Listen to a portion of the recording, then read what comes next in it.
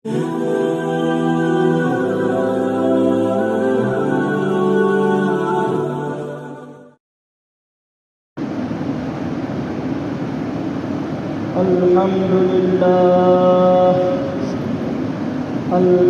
لله وكفى وسلام على عباده الذين اصطفى أما بعد فقد قال الله تعالى في كلامه المجيد وفرقانه الحميد. أعوذ بالله من الشيطان الرجيم. بسم الله الرحمن الرحيم. من كان يريد حرث الآخرة نزد له في حرثه ومن كان يريد حرث الدنيا نؤته منها وما له في الآخرة من نصيب. وقال رسول الله صلى الله عليه وسلم: منهومان لا يشبعان، منهوم في العلم لا يشبع منه، ومنهوم في الدنيا لا يشبع منها. بارك الله لنا ولكم بالقرآن العظيم ونفعنا وإياكم بالآيات والذكر الحكيم. درس الشوية. اللهم صل على محمد وعلى محمد كما صليت على إبراهيم وعلى آل إبراهيم إنك حميد مجيد. اللهم بارك على محمد وعلى آل محمد كما باركت على إبراهيم وعلى آل إبراهيم إنك حميد مجيد. সামনের কাতারটা গ্রহণ করে বসেন ভাই আব্দুল আজিজ ভাই, সামনে সামনে সব সামনে আসো, সামনে আসো।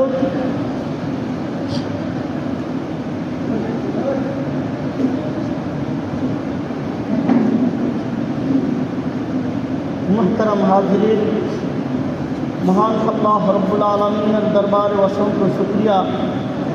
তিনি আমাদেরকে অত্যন্ত দয়া করে আজকে জুমার দিনে জুমার নামাজ আদায় করার পাশাপাশি কিছু দিনই আলোচনা করার জন্য, শোনার জন্য পৃথিবীর সর্বশ্রেষ্ঠ স্থান মসজিদে আসার এবং বসার তৌফিক দান করেছেন। দিল থেকে কালিমাটা শুকর আদায় করি, বলি আলহামদুলিল্লাহ। দুই শ্রেণীর মানুষ দুই ধরনের জিনিস দ্বারা কখনো তৃপ্ত হয় না, পরিতৃপ্ত হয় না। রাসূল আকরাম সাল্লাল্লাহু আলাইহি ওয়াসাল্লাম হাদিস শরীফের মধ্যে বলছেন, মানহু মানে লা ইয়াশবাআন।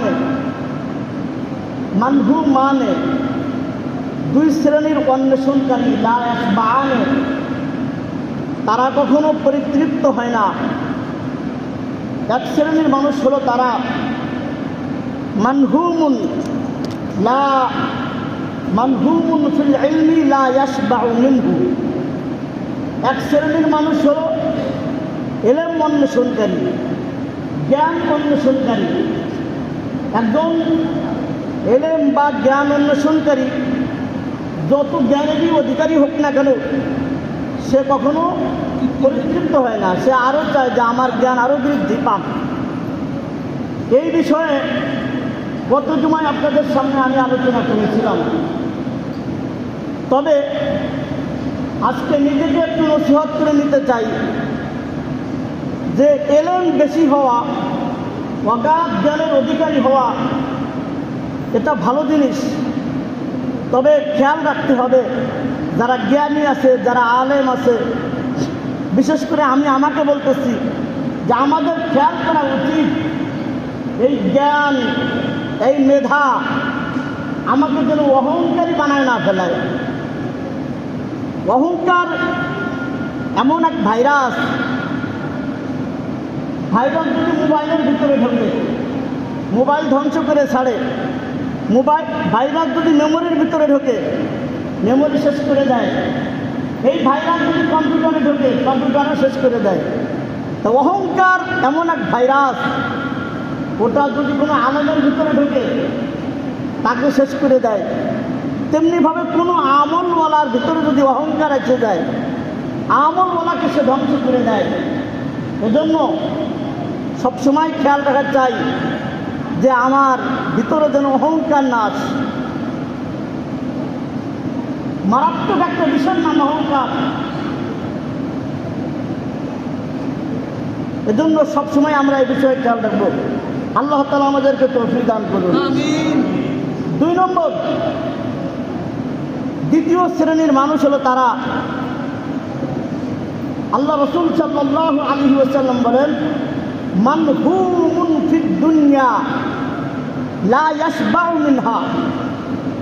দ্বিতীয় শ্রেণীর মানুষ হলো দুনিয়া অন্বেষণকারী। কি অন্বেষণকারী? দুনিয়া অন্বেষণকারী। আল্লাহ রাসূল বলেন, লা ইয়াশবাউ মিনহা। দুনিয়া যতই পাক না কেন, দুনিয়ার যত ধন সম্পদেরই মালিক হোক না কেন, তারপরেও সে কখনো তৃপ্ত হয় না। তার আরও লাগবে দুনিয়া, আরও লাগবে দুনিয়া। এই কথাটা রাসূল আকরাম সাল্লাল্লাহু আলাইহি সাল্লামের, এই কথাটাকে রাসূল সাল্লাল্লাহু আলাইহি সাল্লাম নিজেই ব্যাখ্যা করছেন আরেক জায়গায়। খুব খেয়াল করবেন। আল্লাহ রাসূল সাল্লাল্লাহু আলাইহি সাল্লাম বলেন, লাউ আন্না লিবনি আদামা ওয়াদিয়াম মিন যাহাবিন, লাউ আন্না লিবনি আদামা ওয়াদিয়াম মিন যাহাবিন। যদি কোনো আদম সন্তানের একটা স্বর্ণের উপত্যকা হয়ে যায়, অর্থাৎ কোনো একজন মানুষ, একজন আদম সন্তান, সে যদি স্বর্ণের একটা খনির মালিক হয়ে যায়, এবার তো বোঝা সহজ হয়েছে। কোনো একজন মানুষ যদি একটা স্বর্ণের খনির মালিক হয়ে গেল, আল্লাহ রাসূল সাল্লাল্লাহু আলাইহি সাল্লাম বলেন, আহাব্বা আন ইয়াকুনা লাহু ওয়াদিয়ানে। সে চায় তার জন্য আর একটা স্বর্ণের খনি হয়ে যায়, সেজন্য আর একটা স্বর্ণের খনির মালিক হয়ে যায়। বাস্তবতা দেখেন, আমার ফুটুসা বাজারে মনে করেন একটা দোকান আছে। আমি তখন মনে মনে ভাবি কি, আমার আর একটা দোকান যদি টঙ্গিবাড়ি হইতো, টঙ্গিবাড়ি আপনি আর একটা দোকানের মালিক হয়ে গেলেন বা আমি হয়ে গেলাম, তখন আমি মনে মনে ভাবি তা আমার আর একটা দোকান যদি নারায়ণগঞ্জ হয়ে যেত, নারায়ণগঞ্জের একটা বাড়ি, একটা দোকানের মালিক হয়ে গেলাম, তখন আমার মনে মনে চিন্তা আসে, ঢাকা শহরে একটা বাড়ি হইলে বা একটা ব্যবসা প্রতিষ্ঠান হইলে মনে হয় খুব ভালো হইতো। ঢাকা শহরের কোনো এক জায়গায় মনে করেন গাজীপুর, সাভার, মানিকগঞ্জ বা আশপাশে একটা বাড়ি বা একটা প্রতিষ্ঠানের আপনি মালিক হয়েছেন, তখন মনে মনে চিন্তা আসে, আরে গুলশান, বনানী, উত্তরা, ধানমন্ডিতে একটা বাড়ি বা একটা প্রতিষ্ঠান হইলে মনে হয় ভালো হতো। বাস্তবতা এমন কিনা, কি বলেন? আল্লাহ রাসূল সাল্লাল্লাহু আলাইহি ওয়াসাল্লাম এই কথাটাই বলতেন, লাউ আন্না লিবনি আদমা ওয়াদিয়াম মিন যাহাবিন। যদি আদম সন্তান একটা স্বর্ণের খনির বা একটা উপত্যকার মালিক হয়ে যায়, আহাব্বা আন ইয়াকুনা লাহু ওয়াদিয়ানে, সে মনে মনে ভাবে তার জন্য যদি আর একটা স্বর্ণের খনি হয়ে যেত, হাদিসের শেষাংশে রাসূল আকরাম সাল্লাল্লাহু আলাইহি সাল্লাম বলেন, ওয়ালাই ইয়ামলা ফাহু ইল্লা তুরাব। মানুষের এই আকাঙ্ক্ষা, মানুষের সম্পদের প্রতি এই আকাঙ্ক্ষা কখনো মেটবে না ইল্লা তুরাব, মাটি ছাড়া। কি ছাড়া? মাটি ছাড়া। তার মানে কি? তার মাটি খাওয়াই দিলে আর তার ভিতরে আকাঙ্ক্ষা আসবে না এমন। এই মাটি মানে সেই মাটি বোঝানো হয় নাই, এই মাটি বোঝানো হচ্ছে ওই জায়গার মাটি, মানে কবরস্থানের মাটি। আল্লাহ রসুল বলেন, কবরস্থানের মাটি তার মুখের মধ্যে যাওয়ার আগ পর্যন্ত তারই আকাঙ্ক্ষা শেষ হবে না। আল্লাহ তাআলা কুরআন অন্য জায়গায় বলছেন, জামা মালা ওয়া আদ্দাদা, জামা মালা ওয়া আদ্দাদা, মাল জমা করে, ওয়া আদ্দাদা, আর গণনা করতে থাকে, ইয়াহসাবু আন্না মালাহু আখলাদা, সে মনে মনে ভাবে, ইয়াহসাবু আন্না মালাহু, নিশ্চয় তার মাল, তার সহায় সম্পত্তি, আখলাদা, তাকে অমর করে রাখবে,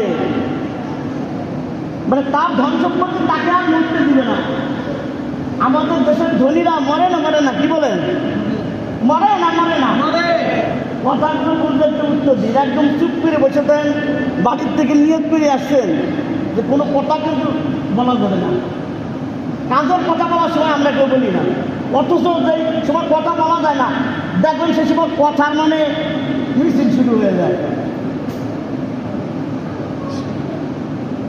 তো যেই কথাটা বলতেছিলাম, আল্লাহ রাসূল সাল্লাল্লাহু আলাইহি ওয়াসাল্লাম ওই মাটির কথা বলছেন, কবরের মাটির কথা বলছেন। যতক্ষণ পর্যন্ত কবরের মাটি মুখে না যাবে, এতক্ষণ পর্যন্ত এই আকাঙ্ক্ষা শেষ হবে না।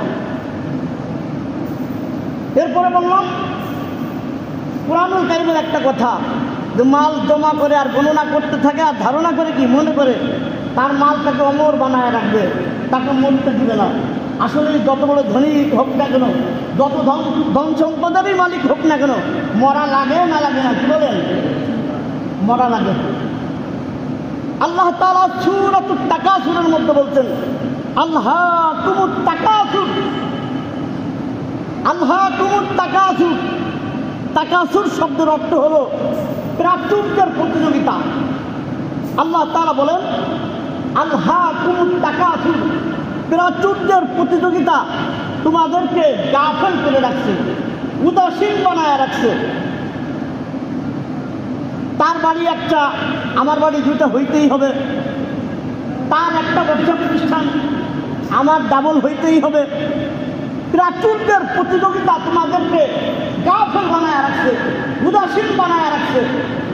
হাত্তা যুরতুমুল মাকাবির, তোমাদের এই উদাসীনতা কাটবে না, এই গাফলতির ঘুম তোমাদের ভাঙবে না যতক্ষণ পর্যন্ত তোমরা কবরস্থানে না যাবে। কবরস্থানে যখন নিয়ে দেওয়া হবে, কবরে শোয়া দেওয়া হবে, শেষ। আর কোনো কিছুর কি নাই, আশা আকাঙ্ক্ষা নাই। খাজা আজিজুল হাসান মজদুব রহমতুল্লাহি আলাইহি একজন উঁচু স্তরের বুজুর্গ, উনি এক জায়গায় বলেছেন একটা কবিতা আকারে, ছন্দ আকারে, দুনিয়াবাসী মানুষ মাত্রে গাফলত মহাভুল, সদা মৃত্যু ধ্যান রাখিলে আখেরাত হয় ভুল। দুনিয়াবাসীর যে কোনো মানুষ গাফলত, উদাসীনতা, এটা মারাত্মক একটা খারাপ জিনিস, ভুল জিনিস। সদা মৃত্যু ধ্যান রাখিলে আখেরাত হয় ভুল। কোনো মানুষ যদি সদা সর্বদা মৃত্যুর ধ্যান খেয়াল মাথায় রাখে, তার দ্বারা পাপাচার, পাপ কাজ করা সম্ভব। কি বলেন? এরপরে তিনি বলেন, জগৎ মাঝে পা রাখিতেই মৃত্যু কাহে ডাকি, আমিও আছি তোমার পিছে চলিও ধ্যানে রাখি।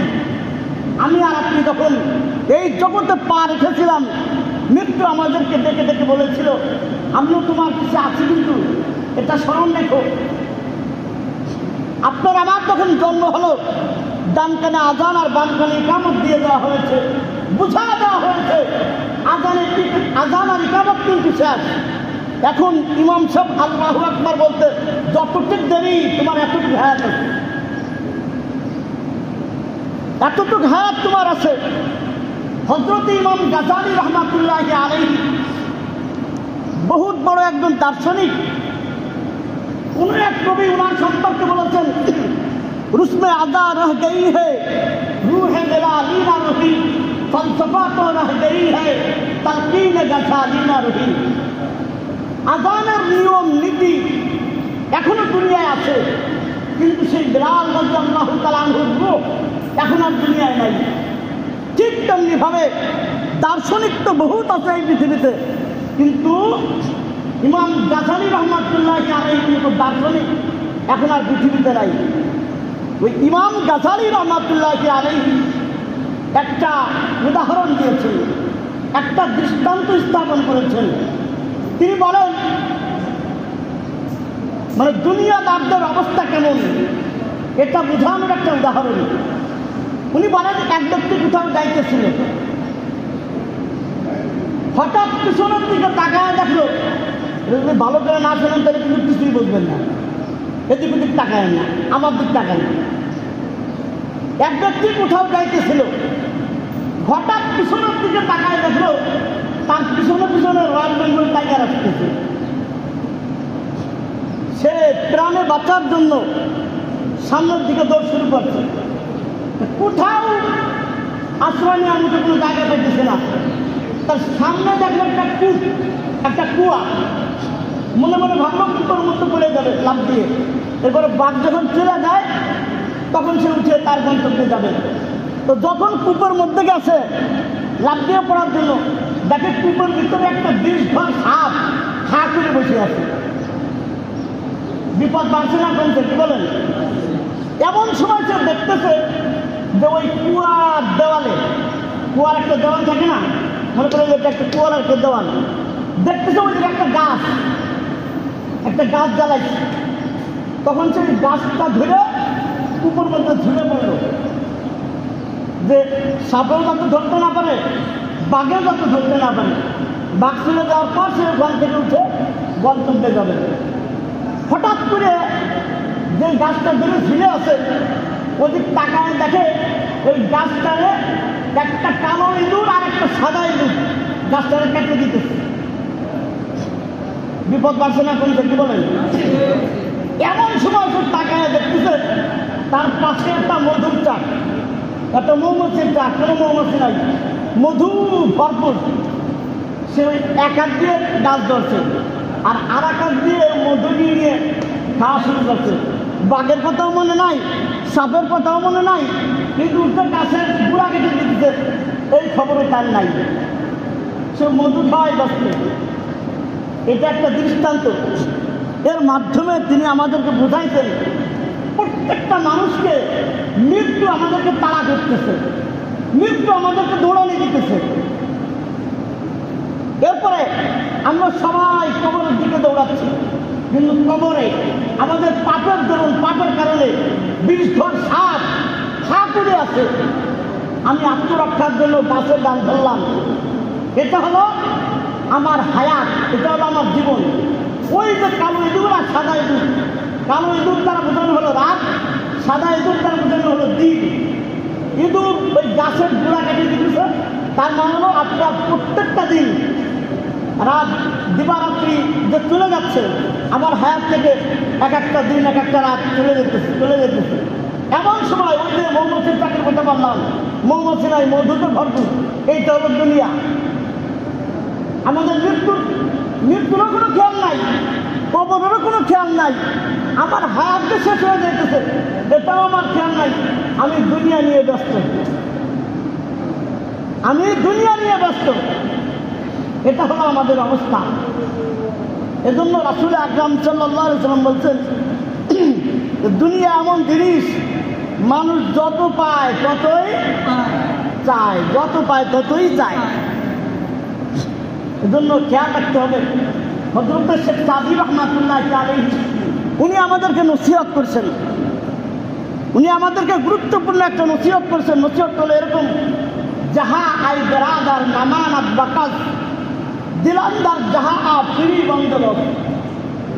শেখ সাদি রহমাতুল্লাহ আলী বলতেছেন কবিতার ভাষায়, হে ভাই, দুনিয়ার ধন সম্পত্তি কারো কাছে চিরকাল থাকে না। দুনিয়ার ধন সম্পত্তি চিরকাল কারো কাছে থাকে, কি বলেন? থাকে নাকি? এই জন্য শেখ সাদি রহমাতুল্লাহ বলতেছেন, তুমি তোমার অন্তরকে আল্লাহমুখী করো আর আল্লাহ তাআলাকে তুমি যথেষ্ট মনে করো। আল্লাহ তাআলা কোরআনের এক জায়গায় আমাদেরকে উদ্দেশ্য করে বলছেন, আলাইসাল্লাহু বিকাফিল আবদা, আল্লাহ কি তার বান্দার জন্য যথেষ্ট না? কি বলেন? আল্লাহ তাআলা কি আমাদের জন্য যথেষ্ট কিনা? আল্লাহ তাআলা আমাদের জন্য যথেষ্ট। আল্লাহর উপরেই তাওয়াক্কুল করতে হবে, সুখে দুঃখে আল্লাহ তাআলার কাছেই চাইতে হবে। এজন্য শেখ সাদি রহমাতুল্লাহ বলছেন, দুনিয়ার ধন সম্পত্তি কারো কাছে চিরকাল থাকে না, অতএব তুমি তোমার অন্তরকে আল্লাহমুখী করো আর আল্লাহ তাআলাকেই তোমার জন্য যথেষ্ট মনে করো। এরপরে শেখ সাদি রহমাতুল্লাহ বলেন, মাকুন তাকিয়া বরমুল কেদিনিয়া ও পুষ কেবি সিয়ার কষ্টু তুপার ওয়ার্দা পুষ। শেখ সাদি রহমাতুল্লাহ বলেন যে তুমি দুনিয়ার রাজত্বের উপরে ভর করো না, তুমি দুনিয়ার রাজত্বের উপরে ভরসা করো না। কেবি সিয়ার কষ্টু তুপার ওয়ার্দা পুষ, তার কারণ হলো এই দুনিয়া বহু মানুষকে লালন পালন করছে, অবশেষে তাকে হত্যা করছে। অর্থাৎ এই দুনিয়ায় বহু ধন সম্পদের মালিক, অনেক ধন দৌলতের মালিক হয়েছে, কিন্তু শেষ পর্যন্ত তার মরা লাগছে, সে মৃত্যুবরণ করছে, শেষ পর্যন্ত তাকে দুনিয়া ছেড়ে যাওয়াই লাগছে, দুনিয়া ছেড়ে যাওয়াই লাগছে তার। এজন্য শেখ সাদি রহমাতুল্লাহ আর একটা কবিতা আছে, অন্য জায়গায় বলছেন যে হাজার প্রেমিকের প্রেমিকাকে তুমি মন দিও না, যদিও তুমি দিয়ে থাকো তাহলে অতি তাড়াতাড়ি তোমার মনকে ওই জায়গার থেকে ফেরাও। অর্থাৎ এই দুনিয়াটাকে অনেক মানুষ ভালোবাসে, অনেক মানুষ এই দুনিয়াকে ভালোবাসছে, কিন্তু যতই দুনিয়াকে ভালোবাসুক না কেন এক সময় দুনিয়া ছেড়ে তাকে দুনিয়ার থেকে বিদায় পাওয়া লাগছে।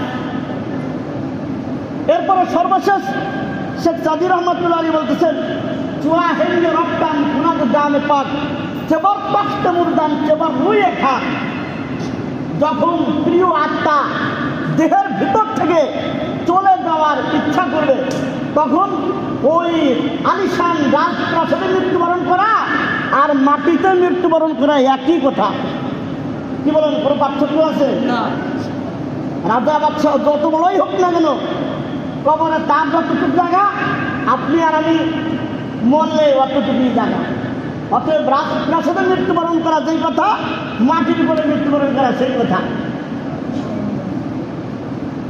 এরপরে আপনাদেরকে আমি যেই কথা বলতে চাই, অতএব এই ক্ষণস্থায়ী দুনিয়া আর দুনিয়ার ধন সম্পত্তির পিছনে পড়ে ওই পরকালীন জীবনের যে সুখ শান্তি আল্লাহ তাআলা আমাদের জন্য রেখে দিয়েছে, এই ক্ষণস্থায়ী দুনিয়ার পিছনে পড়ে আমরা ওই চিরকালের শান্তি যেন বিনষ্ট না করি। রাসূল আকরাম সাল্লাল্লাহু আলাইহি সাল্লাম এক জায়গায় বলছেন, কুম ফিদ দুনিয়া কান্নাকা গরিবুন আও আবিরু সাবিল। তুমি দুনিয়ার মধ্যে এমনভাবে থাকো, এখন আপনারা তো মনে মনে ভাবতেছেন হুজুর তারিখে দুনিয়া বাদ, দুনিয়ায় কিভাবে থাকবেন? সেই কথা আল্লাহ রাসূল সাল্লাল্লাহু আলাইহি ওয়াসাল্লাম বলতেছেন, কুম ফিদ দুনিয়া কান্নাকা গরিবুন, তুমি দুনিয়ায় এমনভাবে থাকো যেন তুমি একজন গরিব মানুষ। এই গরিব মানে টাকা পয়সা নাই, ফকির বাচ্চা, এই গরিব না। এই গরিব মানে হলো অপরিচিত। গরিব মানে কি? অপরিচিত। কুম ফিদ দুনিয়া কান্নাকা গরিব আর আবিরু সাবিল, অথবা তুমি একজন মুসাফিরের ন্যায় দুনিয়ায় বসবাস করবে। মনে করেন আপনি কক্সবাজার গেছিলেন ঘোরার জন্য, তা সেখান থেকে ফিরতেছেন, তো ফেরার পথে কোনো কারণে আপনি যাত্রা বিরতি করছেন। এখন আপনার থাকার দরকার, কিছু খাবারের দরকার। যদি জ্ঞানী মানুষ হয়ে থাকে তাহলে কি অবশ্যই মনে মনে ভাববে, তাহলে যে এখানে তো আমার 1 ঘন্টা থাকতে হবে, 2 ঘন্টা বা একদিন থাকতে হবে, তাহলে আমরা এই জায়গায় বিশাল একটা বিল্ডিং করি, বিশাল খাবার দাবারের ব্যবস্থা করি, এমন করবে? কি বলেন? সে বলবে কি, এই জায়গায় কোনো মতে রাত্রিটা কাটাইতে পারলেই হয়, এই জন্য কিছু খাবার হইলেই হয়, আর একটা তাবু গেলে আমরা যদি থাকতে পারি, রাত কাটাইতে পারি, এতটুকু হইলেই যথেষ্ট। ভালো খানা দানা, ভালো বাড়ি ঘর তো আমার বাড়িতেই আছে, আমার এলাকাতেই আছে। এর জন্য একজন মুমিন দুনিয়া পিছে অপরিচিত মানুষের মতো থাকবে, মুসাফিরের ন্যায় থাকবে, আর সে মনে মনে ভাববে আমার জন্য জান্নাতের মধ্যে সুখ শান্তি অপেক্ষা করতেছে, মাস্তি করার তো ওইখানেই করবো, সুখ শান্তি করার তো ওইখানেই করবো। এইভাবে কোনো মতে ইমান আমল ইজ্জত সম্মান দিয়ে যাইতে পারলেই হয়। এইটা হবে একজন মুমিনের ভাবনা। হযরত ইবনে ওমর রাদিয়াল্লাহু তাআলা আনহু গুরুত্বপূর্ণ একটা নসিহত করেছেন, যখন তোমরা সন্ধ্যায় উপনীত হও, যখন তোমরা সন্ধ্যায় উপনীত হও তখন সকালের আশা করো না। সন্ধ্যায় উপনীত হয়েছে, সন্ধ্যা পাইছো মানে তুমি সকালের আশা করো না। তুমি সকাল পর্যন্ত যাইতেও পারো, নাও পারো। আবার তুমি সকাল পাইছো, তাইলে তুমি সন্ধ্যার অপেক্ষা করো না। সন্ধ্যা তুমি পাইতেও পারো, নাও পাইতে পারো। এরকম হয় না, হয় না? কি বলেন? সকাল পাইছে তো সন্ধ্যা পায় না, সন্ধ্যা পাইছে তো আর সকাল পায় না, শেষ। এরপরে তিনি বলেন ওয়াখুদ মিন সিহহাতিকা লিমারাদিক, তুমি তোমার সুস্থকালীন সময়টাকে অসুস্থকালীন সময়ের পূর্বে গনিমত মনে করো, গনিমত মনে করো। তুমি অসুস্থ হয়ে পড়লে ইবাদত বন্দেগী ঠিকমতো আদায় করতে পারবে না, মাথায় ব্যথা, হাঁটুতে ব্যথা, মাথা ব্যথা। আমাদের কিন্তু আবার রাগ হয়েছে কিনা তা আল্লাহ জানে। অনেক মানুষ তোমার কোনো চিন্তা দিতে পারে না। আমি তো দোষ বলতেছি না, একটা জিনিস বুঝাইতে যেতেছি। যারা চিন্তা দিতে না পারে তাদের কাছে জিজ্ঞেস করে দেখেন যে তারা কতটা কষ্ট অনুভব করে। আহারে, আল্লাহর কুদরতি পদগুলোকে একটু চিন্তা দিতে পারতাম। ওনাদের কিন্তু একটা আমাদের মধ্যে যুবক বয়স ছিল না। এই জন্য বলা হয়েছে যে তুমি তোমার সুস্থকালীন সময়টাকে অসুস্থকালীন সময়ের আগে গনিমত মনে করো। এখন তো চিন্তা বেশি বেশি করো। একটা সময় এমন আসতে পারে যে মাজার ব্যথায়, হাঁটুর ব্যথায় তুমি চিন্তা করতে পারবে না। আল্লাহ রাসূল সাল্লাল্লাহু আলাইহি ওয়াসাল্লাম এক জায়গায় বলছেন নিয়ামাতান মাকবুনুন ফীহিমা কাসীরুন মিনান নাস, দুইটা নিয়ামত সম্পর্কে অধিকাংশ মানুষ গাফেল। আস-সিহহাতু ওয়াল ফারাগ, একটা হলো সুস্থকালীন সময় আর একটা হলো অবসর সময়। অবসর সময় থাকতেছে কোনো কাজ নাই, খালি বাজারে যায় গল্প করবে, দোকানে বসে গল্প করবে, যত রকমের আল কাজ আছে আর কি এইগুলো করবে। কিন্তু ওই সময় যদি একটা সুবহানাল্লাহ বলতো, একবার আল্লাহু আকবার বলতো, এটা তার পরকালীন জীবনে কাজে আসতো, সে কাজ করে না। এরপরে আসেন ইবনে ওমর রাদিয়াল্লাহু তাআলা আনহু বলেন আমিন হায়াতিকা লিমাউতিক, আর তুমি তোমার এই হায়াতটাকে মৃত্যু আসার পূর্বে গনিমত মনে করো। অর্থাৎ হায়াত থাকতেই তুমি তোমার নেক আমল করে নাও। মৃত্যুবরণ করার পরে আর নেক আমলের সুযোগ থাকবে? কি বলেন? যতই ইচ্ছা করুক আর নেক কাজ করার কোনো সুযোগ থাকবে না। কারো কারো জন্য যদিও থাকে, কিন্তু ওই নেক আমলের কোনো সব নেই, ওই নেক আমলের কোনো কি নাই, সব নাই। সর্বশেষ এতক্ষণ যাবৎ আমি যেই কথাটা আপনাদেরকে বোঝালাম, দুনিয়া এমন এক জিনিস, মানুষ যত পায় ততই চায়। দুনিয়া বেশি পাইছেন ভালো কথা, এটাকে ভালো কাজে লাগান। দুনিয়ার পিছনে পড়ে দুনিয়ার মালিকের কথা ভুলে যায় না। আল্লাহ পাক রব্বুল আলামিন তাকে স্মরণ রেখেই চলার বলার তৌফিক আল্লাহ তাআলা আমাদেরকে দান করুন। সকলে বলে আমিন। ওয়া আখিরু দাওয়ানা আলহামদুলিল্লাহি রাব্বিল আলামিন।